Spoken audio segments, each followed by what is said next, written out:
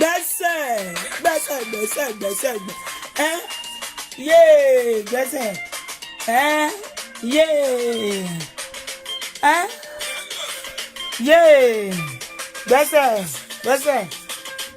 yéé gbẹ́sẹ̀ yéé àwọn eléyìí ń ṣe ọdún ọmọ ni o àwọn eléyìí ń ṣe ọdún ọmọ ni o àwọn eléyìí ń ṣe ọdún ọmọ ni o wọ́n ń ṣe ọdún ọmọ ni o ọdún ọmọ nìkan lélẹ́yìí o ọdún ọmọ nìkan lélẹ́yìí o ọdún ọmọ nìkan lélẹ́yìí o yé ayé yín aládùn alárinrin aládùn alárinrin ọmọ onírin ìgbà ẹ̀wò lásán ọmọ trọ́lí lásán trọ́lí èwo ló ṣe bẹ́ẹ̀ dè torí owó ìgbà ìyá yín tó jẹ́ ẹ̀sà gorilla kò ṣe bẹ́ẹ̀ dè wúwo bẹ́ẹ̀ dè báyìí kó rí owó ìgbà ìyá yín tó jẹ́ ẹ̀sà gorilla ẹ̀sà láńgọ̀nà kò rí owó ìgbà kò rí owó ìgbà ẹni tí ò ṣe rere fọmọ rí aláyé bàjẹ́ wo ó tí nǹkan tó wà lẹ̀ ayé ẹ̀ máa bàjẹ́ lórí social media yìí ọláyé máa ṣe kí ó máa gbóná mọ́ ìyá ẹ̀ alágọ̀nà lọ́mọ láti lè ẹ̀sà gorilla olè tá máa tọ owó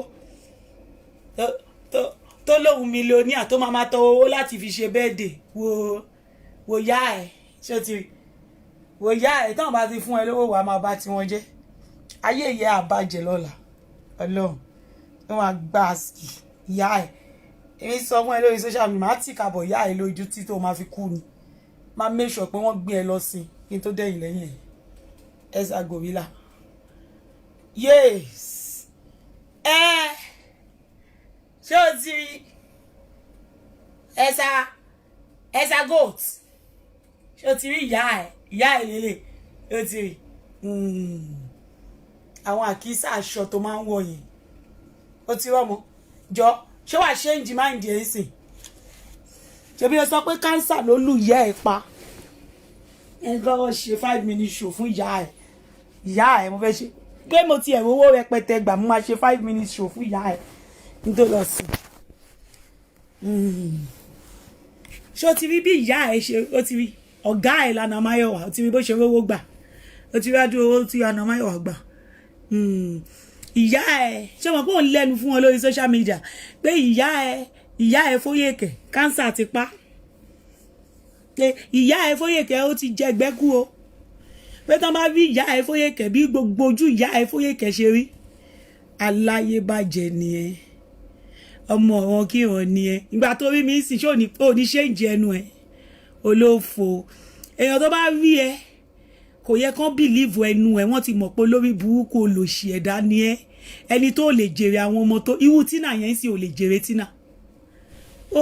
Tina kábọ̀sì bọ́ sí Anna tó bí ó lè jèrè ẹ̀ ó ti bí olórí ibú oní audio life tó yẹ pé ìgbésí ayé audio ní oní audio life tó yẹ pé ìgbésí ayé ẹ báyìí tọ́kì tó lọ yàn lọ rẹ́ǹtì mi rẹ́ǹtì ni ẹ ó máa rẹ́ǹtì kú bóyá tó máa fi ó máa ṣàgbákò ikú ni ó máa rẹ́ǹtì tó máa fi kú ni torí olówó tó lè fi gbalé kábọ̀sì bọ́ sí owó tó máa fi rẹ́ǹtì owó tó máa fi ralé oní audio life oní half price market torí pé o fẹ́ lọ sí Turkey o ti ń ṣe half price ni o half price of fake of ewé kòríáńdà ewé tó máa ń pa àwọn èèyàn ewé òfò ewé táwọn èèyàn máa rà tó máa kú kú òjijì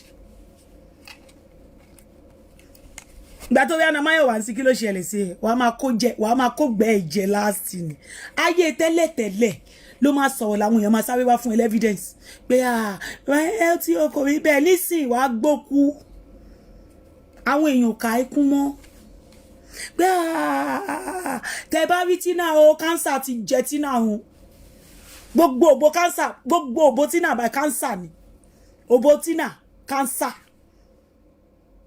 òbò oko wálé cancer ló jẹun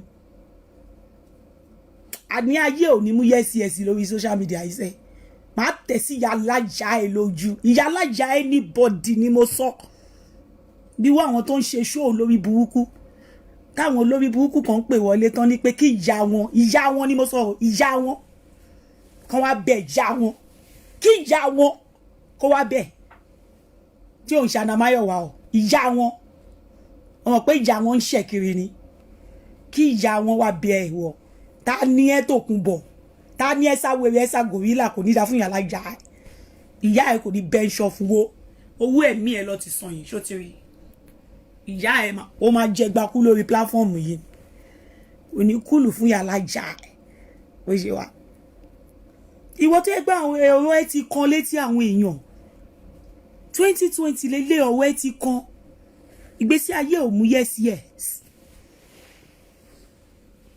àwọn èèyàn ò bìlíìfù ọ̀rọ̀ ẹ mọ́ lórí social media wọ́n ti mọ̀ pé olórí burúkú ní ẹ jealousy ní ẹ torí ẹ̀ ló ṣe rí bó ṣe wà wo bó o ṣe rí olórí burúkú kan come and see your life.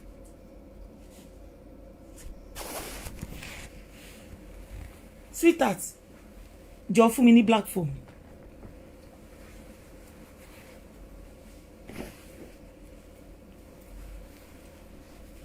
Oh baby kò ń ṣe lè the other one the other black phone.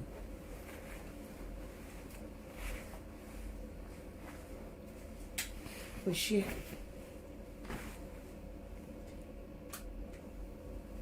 Ṣó gbádùn ẹja ẹ̀. Kò ṣe ọkọ mi. Ìwọ ń bú àwọn èèyàn.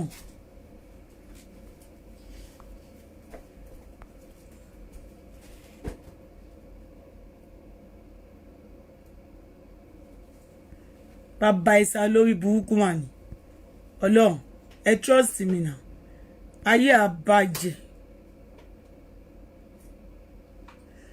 she is very jealous of me ìyáláyà ẹ bó ṣe wà yẹn the whole nation ló celebrate me the whole nation àwọn ọba wọ́n kí mi lọ́tún lósì ni àwọn ọba níjòyè èmi máa gbé ẹ court Ọlọ́run ò ní dárúkọ ọmọ mi ẹ lè mọ̀ lórí social media wàláìtàlà ìyá ẹ èmi á ṣe máa ṣe ẹ pa èmi ni mo sọ fún ẹ pé sábọ̀dọ̀ máa lọ sẹ́wọ̀n sẹ́ èmi ọ̀nà Máyọ̀wá máa gbé ẹ lọ sí court èmi àti ẹnìkan lájọ máa búra wa lórí Facebook yìí èmi àti ẹnìkan tó bá tún bú ẹnikẹ́ni máa tún gbé ẹ lọ sí court ò ní lè dárúkọ ẹni yẹn mọ́ èmi àti ẹnìkan ló máa kù kò ní dá fún ìyá ẹ Fóyèké máa wá mú ẹ láti ìwọ mi ni o máa kú sẹ́ ìwọ o máa ṣọ́kú o mọ bó ṣe ń shrink tó ń shrink tó máa wá sórí social media tó máa pa wọ́n máwọn èèyàn ò jẹ́ kò jẹ́ àwọn èèyàn mọ̀ ikú ló máa kú last kò ní dá fún ìyálájà ẹ̀ owó bó ṣe rí ìwọ lórí burúkú tó ń bú àwọn tó wo ya mọ̀mí Elí ti wá pa jù Ọlọ́run èèyàn ni yín mọ̀mí Elí ẹ̀ ń ṣe yàmàyàmà ẹ̀ ń ṣèyàn wèrè èèyàn gidi ni yín. Tá máa wáyàn èèyàn nìyẹn wo lórí burúkú mọ́mí Elí ẹ wo lórí burúkú ẹ wo lòṣì tí ò tí pé 60 olórí burúkú tẹ̀ wò yìí kò tí pé 60 o ẹ wo bó lórí burúkú ẹ̀ ṣe rí olórí burúkú yìí ló fẹ́ fi mọ́mí Elí ìwé rẹ̀ olóṣì olórí burúkú tó yẹ pé 55 ni 55 lólórí burúkú tẹ̀ wò yìí o aláyé bàjẹ́ tó fẹ́ ti torí ìwé tó fẹ́ ti orí ìwé olórí burúkú tẹ̀ ń wo yẹ ẹ̀sà monkey ẹ̀sà gorilla ẹ̀sà HIV tẹ̀ ń wo yìí táyé ò ní da tọmọtọmọ yìí tó fẹ́ ti torí ìwé tó sọ̀rọ̀ ẹ̀ di 60 years old ẹ wo bó lórí burúkú ẹ̀ ṣe rí ẹ wo mọ̀mí Elí bó ṣe sweet look at my birthday look at how sweet mọ̀mí Elí is she was proud I am very very proud to know her I was so proud that mọ̀mí Elí I know mọ̀mí Elí I know who Mommy Elí is. I was so proud of her. Ẹ wo lórí burúkú tó máa bú àwọn èèyàn. Ẹ wo bó lórí burúkú ẹ̀ ṣe rí so tattered. Looking unkept. Ẹ wo lórí burúkú tí ò jèrè ọmọ, tí ò jèrè Tina, tí ò jèrè Anna, tí ò jèrè Wálé. Olórí burúkú tó tún bímọ wèrè. Ẹ wo ló ṣì 55. Tó fẹ́ ti torí ìwé tó sọ̀rọ̀ ẹ̀ di 60. ẹ wo cat animals yìí ẹ wo bó ṣe rí ẹ wo àwọn aṣọ wèrè tó wọ̀ ẹ bá aṣọ tó wọ̀ ni olówó wo lẹ rí tó ń wọ aṣọ òṣì yìí tó bá sọ pé kí ló wọ̀ wá sọ pé ó wọ designer ṣé designer ló wọ̀ yìí audio designer lele àwọn China made má bẹ́ẹ̀ gbé jáde látòrí AliExpress má bẹ́ẹ̀ gbé jáde látòrí AliExpress wo Mommy Helen look at how beautiful Mommy Helen is look at how beautiful Mommy Helen is she's too pretty then lọ síbi tán ti ń ná mi lówó ìyá ẹ látijọ́ tó ti délé ayé ọmọ ẹ mélòó lórí boy ọmọ ẹ mélòó lórí báyìí look at baby ọmọ ẹ tí náà tó jẹ́ pé ó ní cancer of the obo cancer of the punani títí náà ní sórí báyìí kò ní dá fún yàrá ìyá ẹ sàpò sí olórí ibú tó máa gbé pò sí àwọn ọmọ ẹ máa wo wá jẹ mo yóò yà ṣó tí rí nǹkan tó tó lẹ̀ ó tí rí nǹkan tó tó lẹ̀ fún mi ìyá ò ní jẹ tán èmi máa wọ́n ẹ lọ sẹ́wọ̀n on this social media wọ́n máa wo tó bá máa ti by the time tó bá máa dé láti ibi tó lọ yẹn kọ́ọ̀tì ló máa ti bá rẹ̀ èmi ni mo sọ bẹ́ẹ̀ fún ìyá ẹ̀ máa ti gbéwèé kọ́ọ̀tì yẹn sórí péjì mi ó ní dárúkọ ọmọ mi Helen torí kò ń ṣe sẹ́ẹ̀tì ẹ ìyá ẹ àwọn ẹ àwọn lè máa bá fà Mommy Helen ò ṣe sẹ́ẹ̀tì ẹ look at beautiful mommy look at beautiful mommy.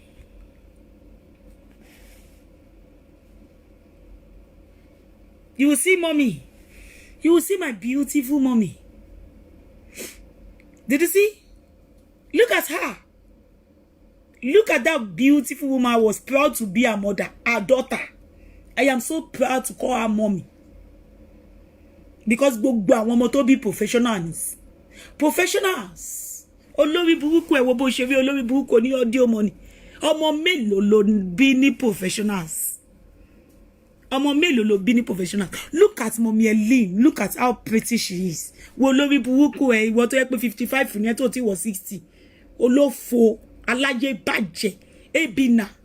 Wo bó ṣe rí. Kò ní dá fún yàlájà kò ní dá fáwọn tó súnmọ́ ẹ. Àwọn tó tẹ̀lé ẹ wọn ní rí bá ti ṣe wọn ní rọ́nà gbégbà. Ìwọ lórí burúkú olòṣì tó yẹ pé àwọn ọmọ ẹ wọn ní jèrè. Àwọn ọmọ ẹ wọn ní jèrè. Àtàwọn tó ọmọ tó àwọn ọmọ tó ọmọ ẹbí náà wọn ní jèrè ìwọ lórí burúkú má ṣàǹfààní yìí wo ìgbésí ayé ẹ bó ṣe bàjẹ́ fún jẹ lọ sí pé Anna Mayowa ti rí ṣe jù ẹ lọ pé Anna Mayowa ní estate Anna ò ní estate Tina ò ní estate Wálé ò ní estate Ẹ̀sà bipolar kò ní estate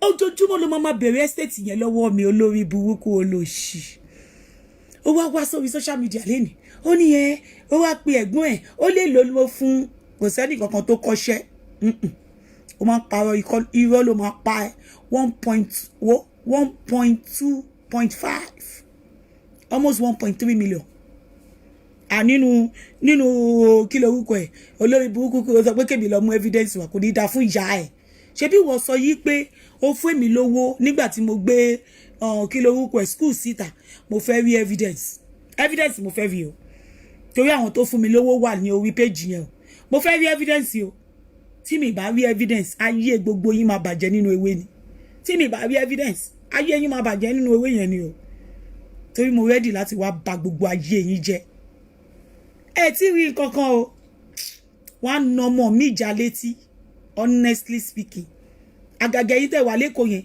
àwọn àmì a máa ṣàyín lẹ́yọ kankan ni ẹ jẹ́ mo yóò yà irú wọ alámàlà Tóyìn tí ọlọ́pàá gbé ẹ tó ń sáré lọ pé Mommy Helen ò ní rí Mommy Helen pè mọ́ ṣe bó wà lọ́dọ̀ Àyìnkẹ́ Àdé ẹni tí ò rọmọ bí láyé ẹ̀ tó yẹ kó lọ ṣe IVF ìyẹn ò rántí ẹ tí IVF gan kò lè mú tó ń bú Mommy Helen aláyé bàjẹ́ tó yẹ gbogbo ọwọ́ òṣì illegal immigrant nínú United Kingdom tó tí ò rọ́kọ fẹ́ tí ò rọmọ bí olórí ibú òun náà kọ́kọ́ kúkọ síta òun kọ́kọ́ kúkọ ń bá wọn bú Mommy Helen olórí burúkú ọlọ́run mangi tó jẹ́ pé ó lọ ṣe operation thyroid ni ó lọ gé ọrùn ẹ̀ tó ṣe operation thyroid aláyé bàjẹ́ olóṣì ọmọ yóò yẹ kó máa lọ wá ní èjì ẹ oní ẹ ó dìgbà tẹ́ NHS bá fún ẹ ní òun dúró di NHS kó fún ẹ ní kí lorúkọ ẹ kí NHS kó fún ẹ ní ọ̀fẹ́ kí lorúkọ kíní tó máa ń jẹ́ kán bímọ yẹn FVIF òun dúró di NHS tó bá ti wọ 80 years NHS á fún ẹ nígbà tó tiẹ̀ lígùn náà ó tiẹ̀ lè sọ fún NHS kó fún ẹ NHS ò ní lè fún ẹ olórí ibú tó wà tó bẹ́ẹ̀ ra oògùn tó máa ń jẹ́ pé wo tí bá lo oògùn yẹn máa lóyún wo mo lò lóyún tẹ̀mẹ́ta nínú oṣù kan tí bá lo oògùn yẹn oògùn tó máa ń bẹ̀rẹ̀ wá láti Nàìjíríà yẹn tí bá lo oògùn yẹn ẹlẹ́dẹ̀ ni máa dì mo lè lóyún lẹ́ẹ̀mẹ́ta nínú oṣù kan pẹ̀lú nínú pandemic yìí social distancing yìí mo ti ṣẹ́yún méjì fún doctor nínú pandemic social distancing láwà mo ti yọyún lẹ́ẹ̀mejì fún doctor social distancing pé ọkọ ò gbọ́dọ̀ súnmọ́ ìyàwó ò gbọ́dọ̀ súnmọ́ ọkọ boyfriend ò gbọ́dọ̀ wá boyfriend lọ nínú social distancing yìí àwọn GP gan tó fún mi ní time tí máa lọ ṣẹ́yún gan wọ́n ń wò mí pé social distancing ó tún lóyún wọ́n ń wò mí bákan ní lẹ́ẹ̀mejì tán bá mi yọyún nínú social distancing wọ́n ń wò mí ni olófò ó jẹ́ wá gba oyún tèmi lọ ń yọ lẹ́ẹ̀mẹ́wàá ó jẹ́ wá gbà lọ́wọ́ mi Àyìnkẹ́ Àdè ó jẹ́ wá gbà kó lè lọ́mọ láyé kó yé kọ́kọ́ kúkọ́ so that wàá lè busy wàá lè máa fọṣọ ọmọ wàá lè busy ó ní máa fi ọwọ́ òṣì yẹn kó máa fi kọ kúkọ lórí social media so that wàá lè busy pẹ̀lú aṣọ ọmọ fífọ̀ aláyé bàjẹ́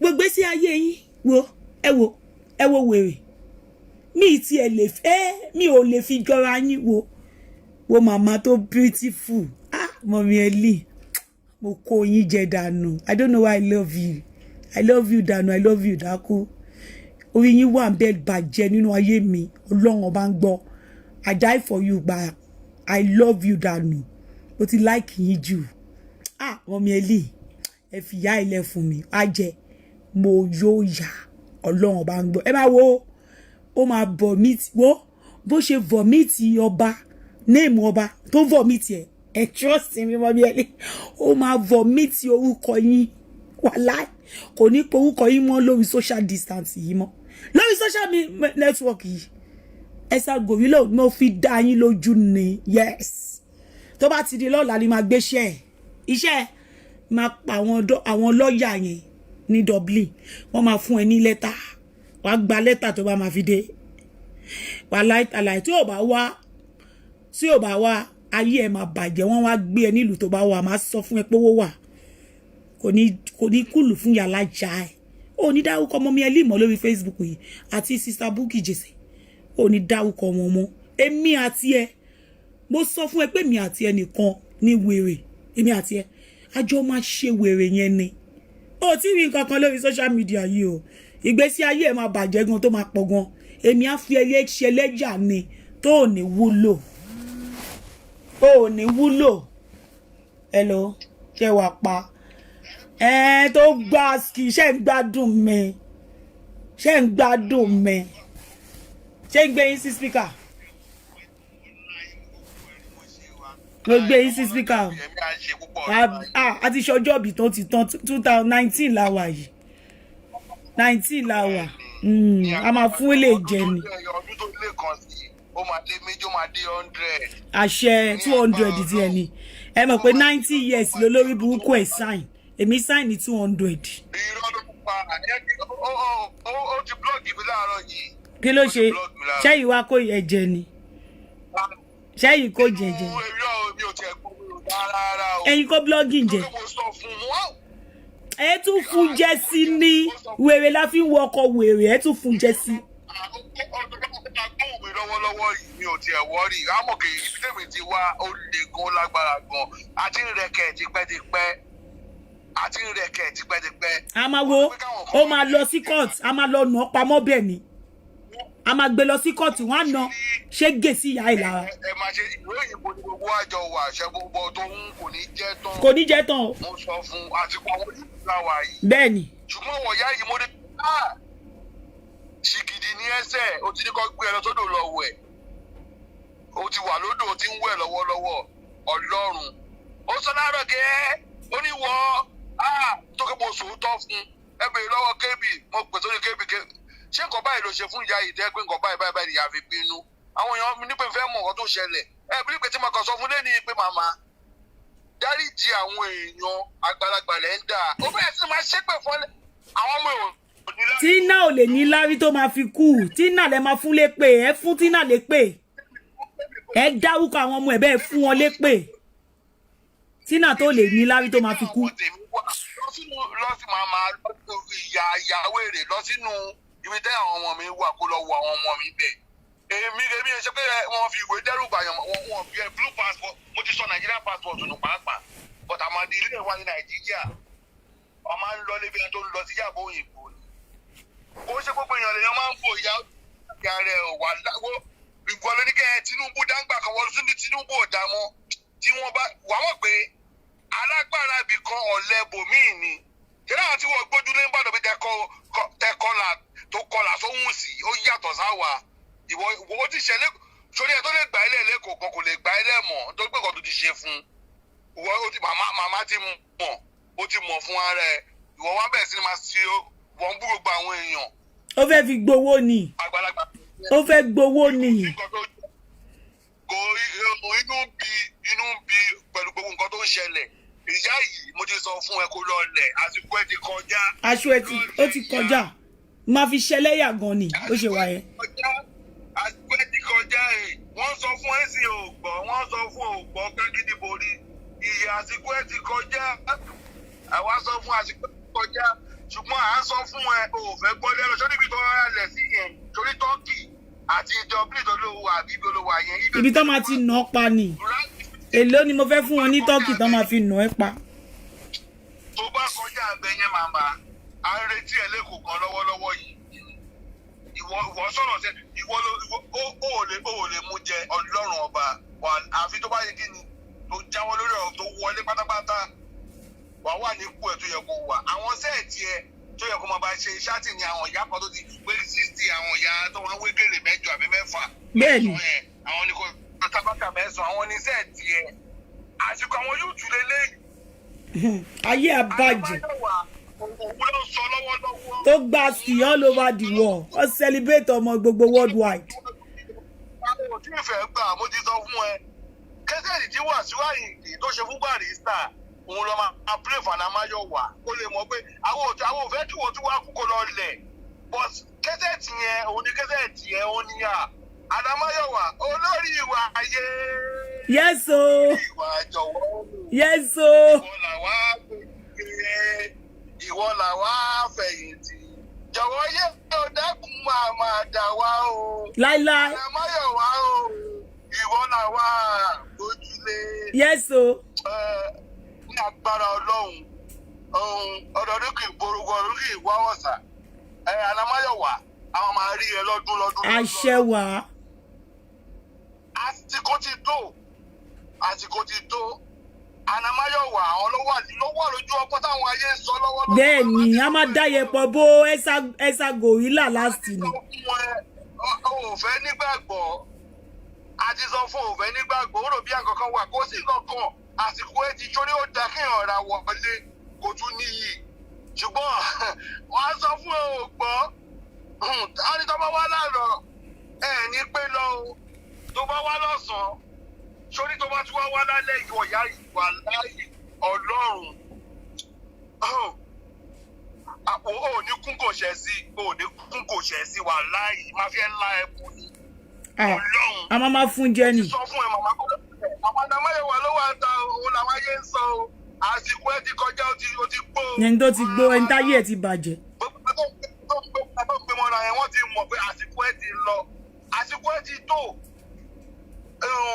dọ̀kásì mi ò ṣọmọ o lè ṣojú ayé kó ṣe gbogbo ẹ mo mọ̀ fún gbìyànjú. àwọn yẹn ìyẹn ò sí lórí igbá ẹ má máa sọ̀rọ̀ àwọn yẹn ẹ má máa sọ̀rọ̀ ẹ jẹ́ ń sọ kinní kan fún yín ẹ gbàgbé dọ̀kásì ẹ jẹ́ kọjọ máa ṣe ẹ jẹ́ kó wá tí ẹsẹ̀ gorilla jọ máa ṣojú ayé fún wọn fìtà wọn mọ̀ pọ́ mọ́ Ìbàdàn kan náà ni wọ́n.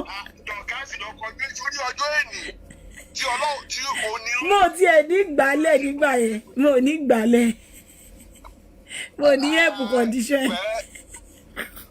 wọ́n ṣáà máa lọ ọ̀nà máa. ẹ má wọrí nípa òun yẹn. tó ti sọjú mọ́ àwọn èèyàn tó jẹ́ àwọn èèyàn tí wọ́n ti ń pè wá nílé pé màmá yẹn àwọn náà tún pọ̀ rẹwà kan níbi kan màmá yẹn tún ní ó ṣe báyìí àìyá wàhálà ò ní jẹ́ tán. kò ní jẹ́ tán o. sórí láàdù méjì là fún ẹ torí tọ́kì tó lọ yẹn ó padà sí Dublin torí lẹ́yìn ibẹ̀ yẹn ìwọ wá celebrate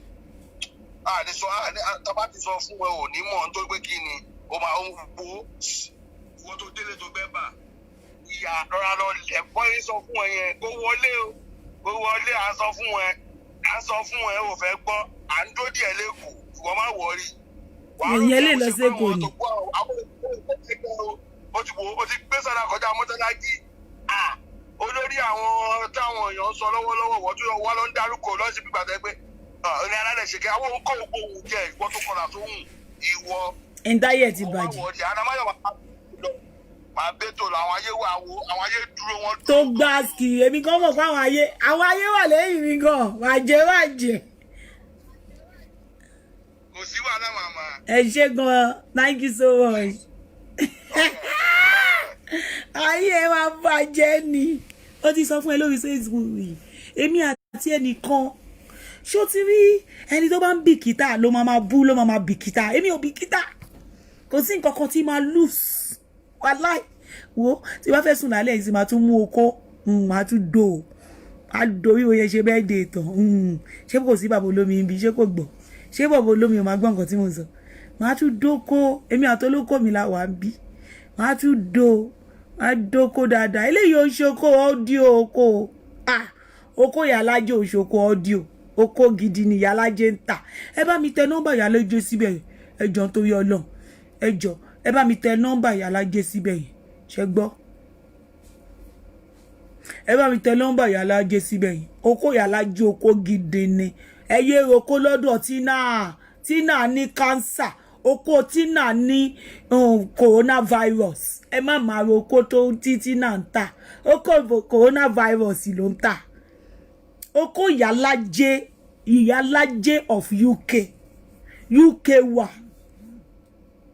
oko tó dáná oko tó níṣan àwọn oko tó níṣan dẹ̀ ló yẹ kéèyàn máa dó kò ń ṣe àwọn oko wèrè tó ní coronavirus oko coronavirus ní Tina ọmọ ẹ̀sà dọ́ọ̀gì ń tà oko coronavirus ló ń tà gbogbo nǹkan tí Tina ń tà pátápátá ló ní coronavirus oko ìyálájẹ oko tó lè ṣe ni ẹ bá mi tẹ nọ́mbà ìyálájẹ síbí kí gbogbo ayé rí oko gidi tó ń tà ó bá wa kó ta oko fáwọn obìnrin tí kò lọ́kọ ò nídìí láti máa gbọ́kọ lọ́kọ oko ìyálájẹ ó ti tó fún ẹ tó gbàsì má lọ oko coronavirus oko kòrò ní Tina ń tà oko coronavirus roko lọ́wọ́ Tina kò gbọ̀run lọ roko lọ́wọ́ Tina kò gbọ̀run lọ kòkòkò roko lọ́wọ́ Tina kò gbọ̀run lọ kòkó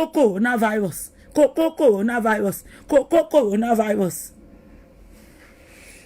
aláyé bàjẹ́ market ẹ̀sà gorilla ṣé wọ́n sọ pé ó lè ba àwọn èèyàn láyé jẹ́ ni àwọn kan wà ń bí ṣó ti yẹ èmi àti ẹnìkan lórí social media yìí kò sẹ́lòmí honestly speaking yes kẹ so àwọn tó bá ń wá peace ẹ lọ ra piece of card ẹ lọ sí ṣọ́ọ̀bù o ẹ lọ ra peace o mo ń tẹ̀lé ọyìn létí o ẹ̀sà dọ́ọ̀gì ò ní jẹ́ tán o ṣé kò yẹ yìí kò ní jẹ́ tán máa make sure pé wọ́n sin ó dìgbà tán bá sin kí n tó dẹ̀yìn lẹ́yìn ẹ̀ tán gbé lọ sí mọ́ṣúárì ṣé ìwò bẹ́ẹ̀ máa wọ 90 years yẹn ni 90 níbo ló ti fẹ́ rí 90 níbo ló ti máa rí 90 tó bá ṣì rí 60 kó máa kí bàbá God mo máa fìtínà ìgbésí ayé ẹ̀ títí wọ́n máa fi lọ sí títí náà máa fi gbé lọ sí mọ́ṣúárì tó máa lọ sí olórí ibu ìwọ tó yẹ pé ìgbésí ayé ṣé o mọ òdì tí mo ṣe bọ́ síta jọ́jú gbogbo òṣì tó ń sọ nígbà yẹn mò ń wò ẹ̀ bá mò ń wò ẹ̀ pé ẹ máa wo lórí burúkú èmi tí bá máa bọ́ síta báyìí máa jẹ́ kójú tì ẹ̀ nì máa jẹ́ kó wo ojú àti ọmọ bí mo ṣe bọ́ síta lẹ́ni tí ojú ṣe tiẹ̀ mi ṣe fẹ́ máa ṣe fún ìyá ẹ̀ nìyẹn tí wàá ti jábọ́ tí wàá ti sọ̀rọ̀ burúkú tí wàá ti sọ̀rọ̀ òṣì káàkiri by the time tó bá máa bọ́ síta wọ́n máa wòye pé yes Ebony Lips God will bless you pin ìyálájẹ Ebony Lips number mi ní nọ́mbà ẹ̀ mi ní Ọlọ́run ọba ń gbọ́ mi ní Ebony Lips oko Ebony ẹ ṣáà máa wọ̀ ìyálájẹ ló lè ṣe Ebony Lips oko Ebony Lips òun ló lè ṣe oko tí ò ní fún yín ní wàhálà oko tó yẹ pé máa gbádùn ẹ máa ṣe tó bá roko lọ́wọ́ Tina ó máa kó cancer tó bá roko lọ́wọ́ Tina ó máa kó kòrò bá kó lọ́wọ́ Tina kó gbọ̀hún lọ bá kó lọ́wọ́ Tina kí destiny yẹn change bá kó lọ́wọ́ Tina kí ìgbésí ayé ẹ bàjẹ́.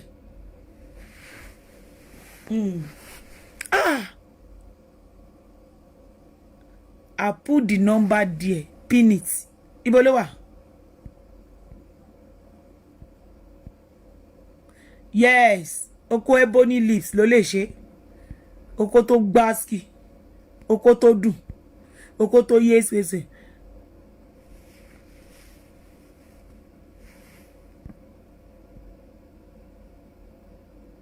Èmi Trisha, let me tell you one thing. When Dorcas was doing that celebration, it was not a celebration. Let me tell you one thing. Not Dorcas will do a celebration and tell me Anamayewa ma ba. If anybody wants to say Anamayewa ma ba Esabod Dija, it will not come out from Dorcas' mouth. Shut ye. Ẹ gbàgbé Dorcas. Dorcas is relevant lọ́dọ̀ mi sin. Ye ko ye yin. Mo ma tẹ́ra mi lọ́rùn. Ṣé mo 2 years ló fi tẹ́ra ẹ lọ́rùn, èmi á ṣe ní 4 years. Ṣé kò yé yín? Mo ti bẹ́ Esabod kí n tó bẹ̀rẹ̀. Kò ní jẹ́ tán. Ìyá láyé ẹni tó fẹ́ ràn ẹ́ lọ́wọ́ èmi mo sọ bẹ́ẹ̀ ìyá láyé ẹni tó fẹ́ ràn ẹ́ lọ́wọ́ ayé ẹ̀hún náà máa bàjẹ́ ayé ẹ̀ máa bàjẹ́ kó bá ní business á bàjẹ́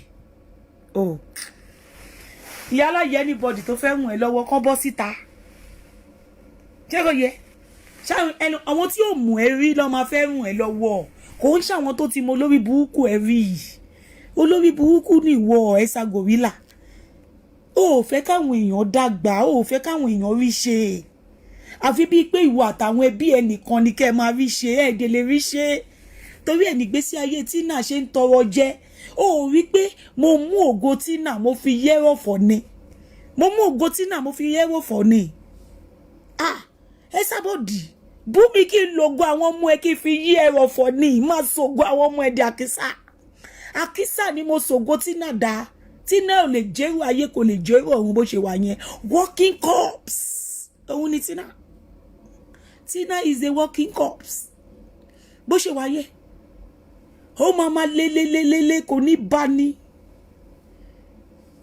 alẹ́ ìbá ló máa bá Tina yes actor ọ̀pọ̀jú ni Tina máa wọ̀ láyé ẹ̀ bó ṣe wà yẹn ó máa wọṣọ ọ̀pọ̀jú kú ni bó ṣe wà yẹn yes kò ní bá ní ó máa lélélélélé kò ní bá Tina ò ní bá ṣé kò yẹ Tina máa kọkùnrin tó máa fi kú ni kò ní sí ọkùnrin kankan nínú ìgbésí ayé Tina kò ní rọ́kọ fẹ́ tó ṣe wáyé wo àtàtàkì ló máa pa last pé ẹ wo bí ilé ayé òun ṣe ń lọ wo bí ilé ayé òun ṣe ń lọ Tina máa jẹrà kú ni Esabod ó rí pé mo ti tún fún ẹ lábẹ́rẹ́ oró lèmi máa fún ìyá ẹ abẹ́rẹ́ oró mo máa fún ìyá ẹ lábẹ́rẹ́ oró ni honestly speaking.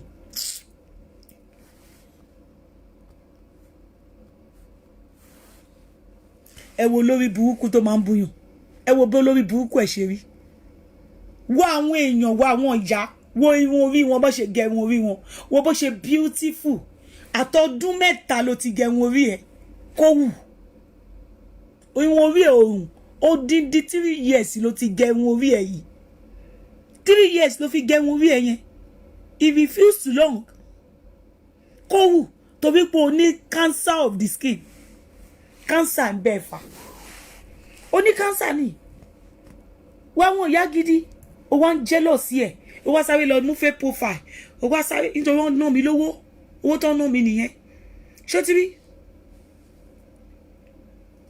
tó ń ná mi lówó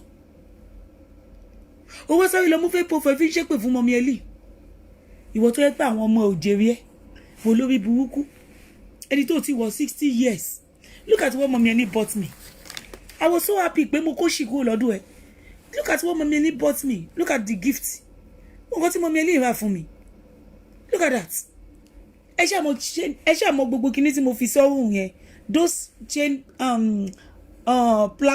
plated àbí kí lorúkọ kinní gold platinum tí mo lọ yẹn àtòrúká yẹn Mọ́mí Ellie bought everything for me àtàgò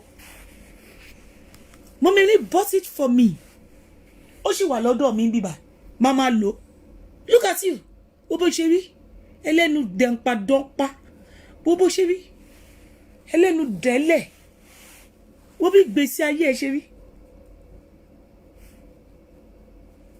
ayé ẹ bàjẹ́ pátápátá ayé Tina náà wá bàjẹ́ wọ́n bó ṣe rí you are a bastard ó dàbí olóṣì ẹ̀dá 55 years ni o ẹ wọ́n bí gbèsè ayé ẹ ṣe rí ó fẹ́ máa bẹ́ mi yọ ń ṣàgò ẹ̀yin tèmi ẹ jẹ́ ẹ bá wa ṣà sórí igbá ká kúlù fún ìyá ẹ̀ èmi ò ní wò èmi ó fẹ́ wò mí pa ni ò ní wo ṣó mi ìwọ táyé ẹ ti bàjẹ́ fún ò ní wò mí ó fẹ́ wò mí pa ẹ jẹ́ bá wa ṣà wọ́n ẹ jẹ́ àgbéjáde ẹ ṣà mi ò wọ pátá ń bẹ̀ yẹn kò sí pátá nídìí mi èmi ò ń wọ pátá o kí ni o fẹ́ wọ pátá fún ọmọ tó nídìí ńlá ẹ bá wa ṣà ẹ ṣà èyí kì í tẹ́ bá fẹ́ nú ẹ̀ ni o ṣé kí n tún yà mí wá fún yín ṣé ń yà mí wá mi ò ń wọ pátá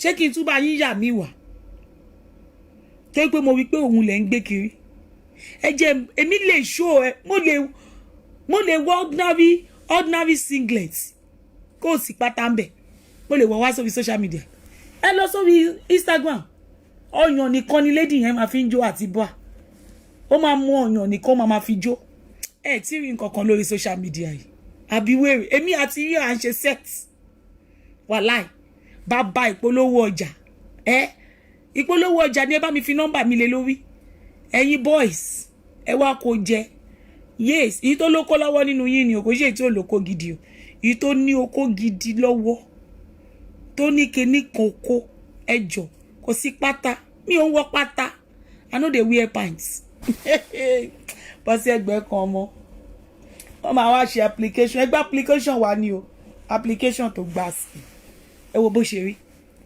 ẹ rí bó ṣe rí ni very hard guide ẹ bó ṣe rí ẹ bó ṣe rí ṣé ẹ rí bó ṣe rí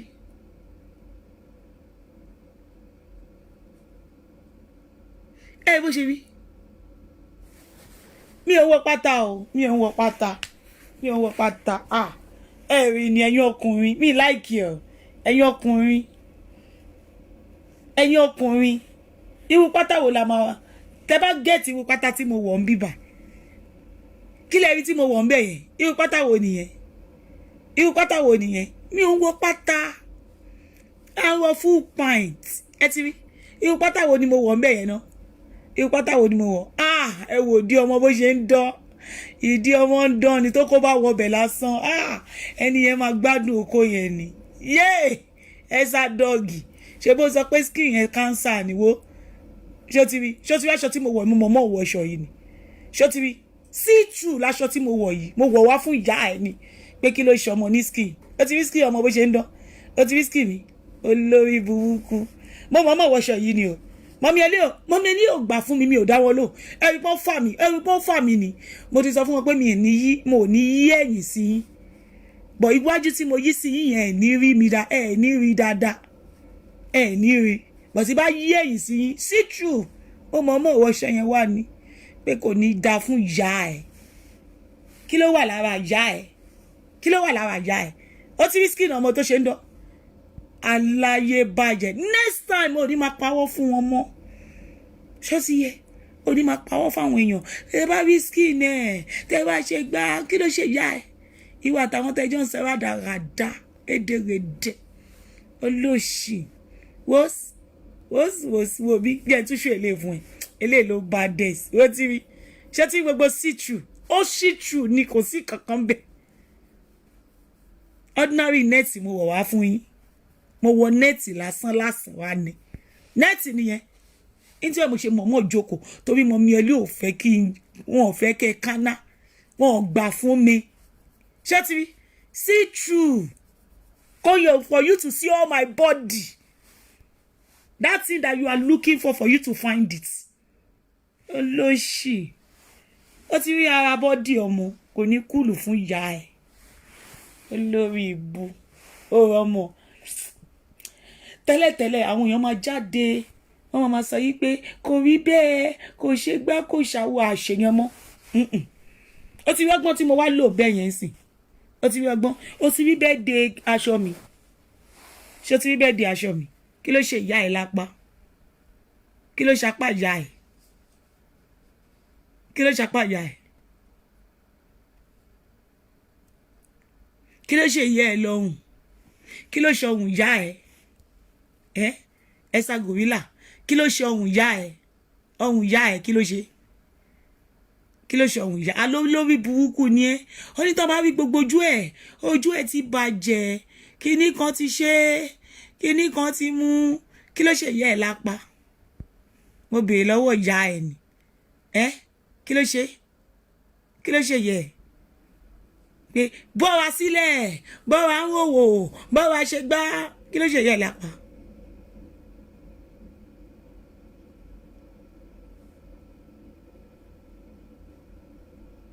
kí ló ṣe wọ́n kí ló ṣe ìyá ẹ̀ lápá ó sì wọ́n mọ pretty girl wo kí ló ṣe lápá kí ló ṣapẹ́ ẹ̀yin olórí burúkú ìjọ tí bá máa wọ sleeveless fún yín ẹ máa dákú lórí social media yìí gbogbo yín pátápátá ẹ máa dákú ẹ máa wò pé Anna Mayowa má bínú gbogbo nǹkan tá a sọ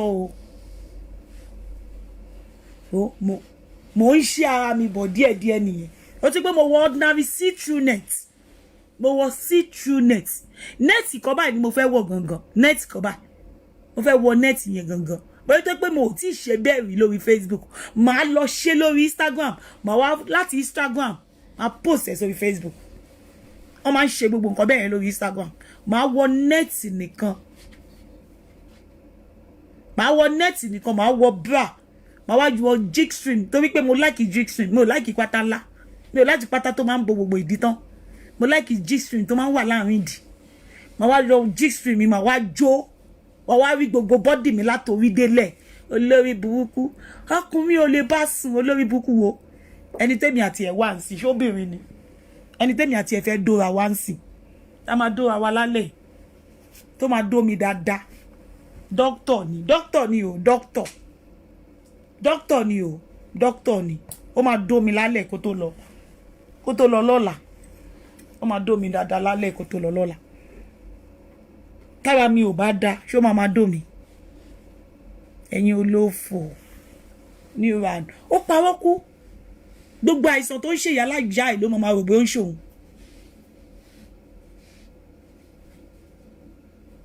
gbogbo àìsàn tó ń ṣe ìyá ẹ̀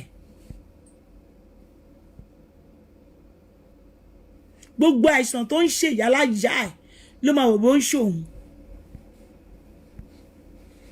gbogbo àìsàn tó ń ṣe olórí burúkú tó ń ṣe Tina bí Tina ṣe wà yẹn ó máa gbẹ́ kọ́kù ni ikọ́ ọ̀fẹ́ máa pa ikọ́ ọ̀fẹ́ tó ń ṣe Tina yẹn òun ló máa pa òun ló máa ń lọ sẹ́wọ̀n ṣé o rí pé Tina ń gbọ́kọ́ ọ̀fẹ́ ni ó dẹ̀ ló ń ta ewé scammerless tó ń scam àwọn èèyàn lọ́tún tó ń scam àwọn èèyàn lọ́sì tí Tina dẹ̀ ń wúkọ́ ọ̀fẹ́ ìwọ náà tó bá ń ṣe ṣó báyìí wàá wúkọ́ títí gbogbo ọ̀fun ẹ̀ ò ní lè sọ̀rọ̀ mọ́ ó dẹ̀ sọ pé òun tewé àwọn ewé olórí burúkú wo ló wá ń ta àwọn ewé kòríáńdà wo ló ń tà àwọn ilé AliExpress wo ló ń tà àwọn ewé tó jẹ́ pé kò ṣiṣẹ́ àwọn ewé tó máa pa àwọn èèyàn wo ló ń tà sọ fún wa Esther Gorilla afẹ́ ẹ̀kú ìwọ ló ní kíní tí mo fẹ́ ṣe o 7 days show tí tèmi máa lejú tí dọ̀kásì lọ gbogbo yẹn má gbàgbé o ẹ ṣáà ti mọ̀ pé dọ̀kásì sọ pé ká dákẹ́ o a máa bá play part 1 to 600 àwọn show part 1 to 600 tó ṣe fún odindi ọdún 6 kó tó lọ ẹ jẹ́ n play ẹyọ kan nù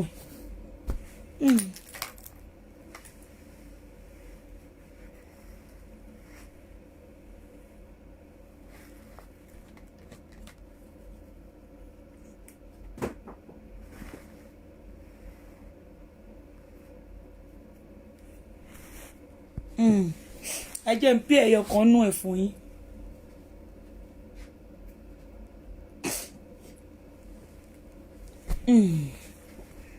Part 1 to 600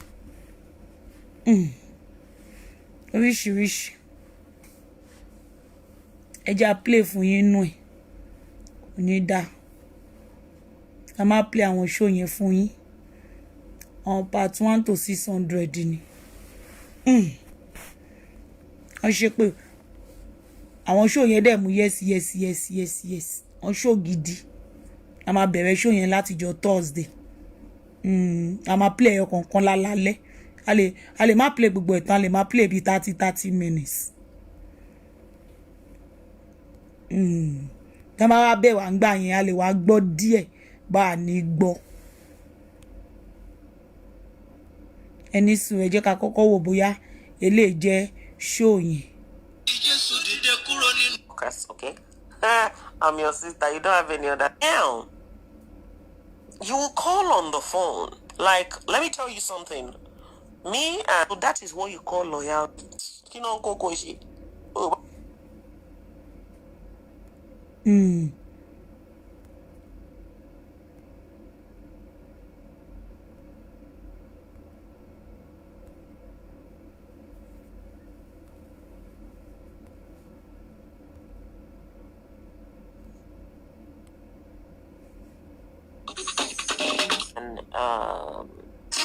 Tòkunbọ̀ ayé ẹ wá bàjẹ́ ló wá di ẹni tí gbogbo aráyé fọ́ ẹnu sí lára ọmọ kékeré á bú ẹ àgbàlagbà á bú ẹ ìkókó á bú ẹ Tòkunbọ̀ ìwọ ló wá dẹni tó tilẹ̀kùn mọ́lé tó lè jáde. ó lè jáde.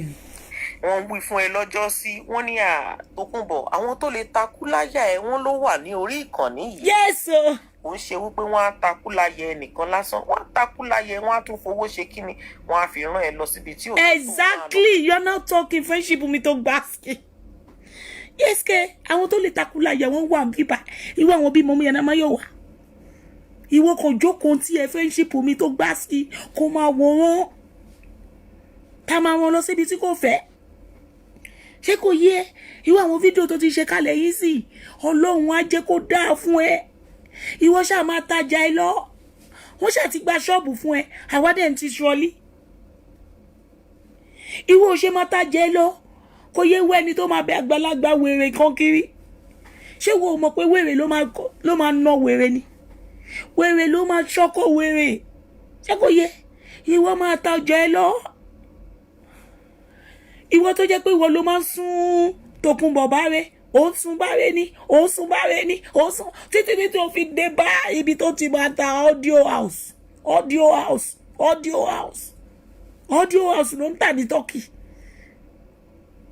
kò rí bí gidi ó rí bí gidi sún Tòkunbọ̀ dé olórí burúkú ẹ̀ ń ta audio house ni ọ̀ká sí friendship mi ó ṣe fọwọ́ lẹ́wọ̀n báyìí kó máa wò òkè lókè kò yẹ sọ yí pé kò yẹ ṣe rádaràda pé kọ́ máa jà mọ́ o ìwọ ṣe gbẹ́nu ẹ dákẹ́ kó má dà sọ́wọ́. tó ò ní lè padà wá mọ́ Tòkunbọ̀ ọmọ bíbí inú Fóyèkẹ́ mà ṣe kí ni ó mà ṣagídí orí o ó ní dandan onírọ́nisẹ́ ó lóun fẹ́ jà ó ní kò sẹ́ni kankan ó ní kò sẹ́nibọ̀dì tó lè gba Madam Rosula lẹ́nu òun ní orí Facebook àṣé wọn gbé ọ̀rọ̀ ayé Tòkunbọ̀ wọn gbé lọ sí ilé ẹjọ́ ni ẹ̀yin ọmọ Nàìjíríà rere àbẹ́ẹ̀rí nígbà tí ọwọ́ ajájọ́ tó ba Tòkunbọ̀ bí wọ́n sọ fún wọn ní kò gbọdọ̀ sọ̀rọ̀ mọ́ àṣé Tòkunbọ̀ kò lè takulaya. Tòkunbọ̀ ọmọ bíbí inú Fóyèkẹ́ àbóòrí báyìí how the mighty one has fallen. It's funny. Ìwọ náà mọ̀. Orúkọ ọmọ tí gbogbo aráyé ṣépè fún. Tòkunbọ̀ ọmọ bíbí inú Fóyèkẹ́. Nínú gbogbo ọ̀ràn Abọ́dẹrìn ńgbà tá a ṣe rìsáàtì nínú ayé wọn a ò máa rí kankan náà Abọ́dẹrìn tó lẹ̀ wọ́n rí. Tòkunbọ̀ ìjọ ọmọ consequence gbogbo nǹkan tó ń bẹ nílẹ̀ fún ẹ báyìí bí tí o mọ̀ pé bólórí burúkú ẹ ṣe wà yìí wọ́n ti publish ẹ̀ sí orí public domain níbi tó jẹ́ pé gbogbo aráyé ni a ti rí i bó o fẹ́ lọ sí Amẹ́ríkà ó dé ìwọ̀ fún ọ Tòkunbọ̀ ayé ẹ̀ ṣe wá bàjẹ́ báyìí ìròyìn lẹ́kùnrẹ́rẹ́ láti iléeṣẹ́ wa. Láti iléeṣẹ́ friendship mi tó ń bá sí. Ṣé o ti rí anytime tí wàá ti fẹ́ wá máa ṣe show yẹn sìn àwọn aṣọ ẹ ni máa wọ̀ ṣáà máa bá mi display àwọn aṣọ gidi ni kò máa display fẹ́ máa aṣọ yẹn kọ̀ọ̀kan lọ́wọ́ ẹ̀ 24 hours ní show wa 7 days no stop dọ̀kásì mi tó ṣáláwọ̀ lọ́mọ látilẹ̀ ọmọ tó gbé kébù bó ṣe wà yẹn ó máa tà wo mo lè ra aṣọ lẹ́ẹ̀mejì lọ́sẹ̀ lọ́wọ́ ẹ̀ àbí mẹ́ta ṣé kò yẹ àwọn aṣọ ẹ lèmi máa fi polówó ọjà yìí ṣó ti rí rédíò ẹ tó ṣe kalẹ̀ yẹn tó bá dìlítì ẹ̀ máa fún ẹ lẹ́sẹ̀ lẹ́nu tó o bá fẹ́ ní kọ́sítọ́mà òun ni kó lọ máa dìlítì gbogbo àwọn ṣú ẹ kọ́sítọ́mà mi ní ẹ látẹ̀ní ìlọ you are my seller of clothing aṣọ ẹ ní máa fi ṣe show ní máa dẹ̀ máa play show yìí ẹ̀yin tèmi ṣé kò gbà ski mo máa wọ aṣọ friendship mi máa fi ṣe show máa dẹ̀ máa play show friendship mi ẹ fi gbogbo ski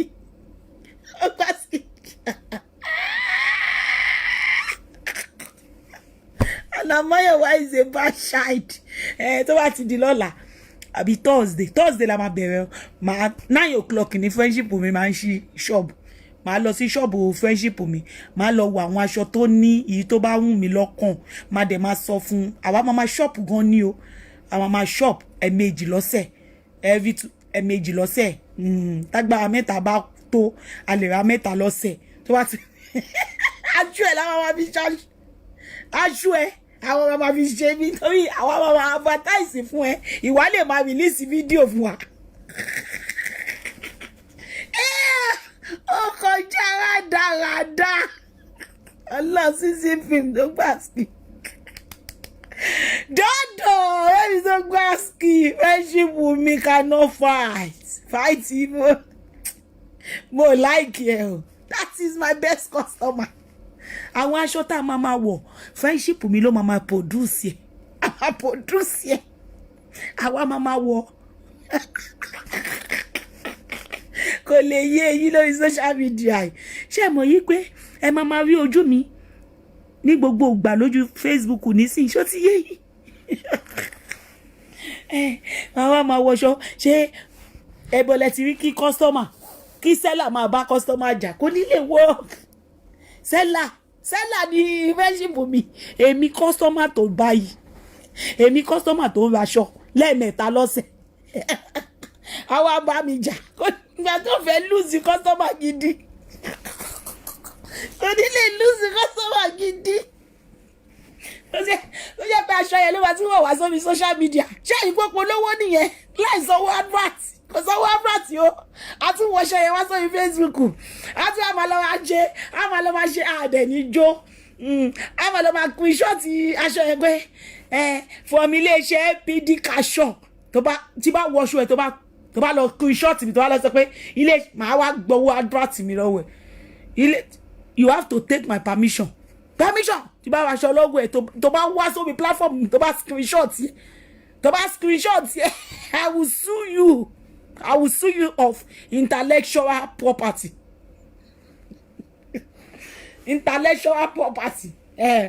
ọwọ́ ti ẹ lè wá máa ìwọ máa supply wa láṣọ ni ọmọ máa supply wa láṣọ lẹ́ẹ̀mẹ́ta lọ́sẹ̀ nǹkan tá a fẹ́ bẹ̀rẹ̀ nìyẹn a fẹ́ bẹ̀rẹ̀ ẹ̀mẹ́ta lọ́sẹ̀ wá supply wa láṣọ òun àdẹ̀ fún ẹ láyè láti máa screenshot aṣọ yẹn kó máa gbé lọ sórí page yẹn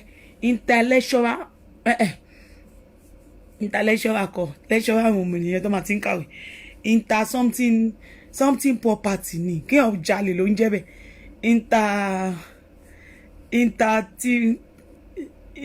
thief ṣá kéèyàn ṣá jalè ṣá something thief property no kò ń ṣe bẹ́ẹ̀ o kéèyàn kọjá ààyè kọjá ààyè property òun ló fẹ́ ṣe yẹn o ní lè ṣe ìkọjá ààyè ness you have to take permission from me before tí bá ti wọṣọ ẹ before you take my picture or you screenshot my picture and put it on your wall. You have to take permission from me because you want to use it as advert. You have to pay for advert. But you want to máa fún aláṣọ yẹn. Iṣẹ́ dé ọmọ aláṣẹ jẹ, owó dé ọmọ aláṣẹ là. Dorcas intellectual kẹ. Lecturer is àwọn tó máa ń kàwé. Orí ṣe intellectual mo ṣe mistake ni. Àwọn tó máa ń kàwé ni intellectual property. Àwọn tó máa ń kàwé ṣá ló máa jẹ ṣá. Àwọn tó máa ń kàwé ló máa jẹ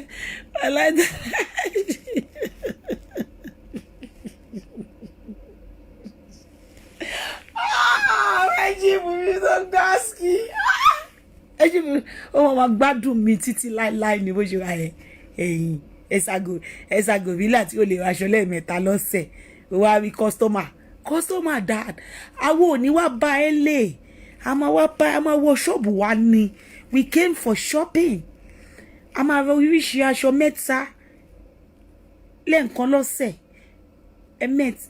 a máa ra lẹ́ẹ̀kan náà the next following week ó gbọ́dọ̀ máa stock the next following week a máa ra míì ṣé kò yẹ a máa ra bẹ́ẹ̀ yẹn ṣó ti yẹn sìn so you have to stock a lot so because your video is up to part 600 so we have to finish it in the next 3 years ṣé kò yẹ anytime he's going to take us he have to take us to finish it.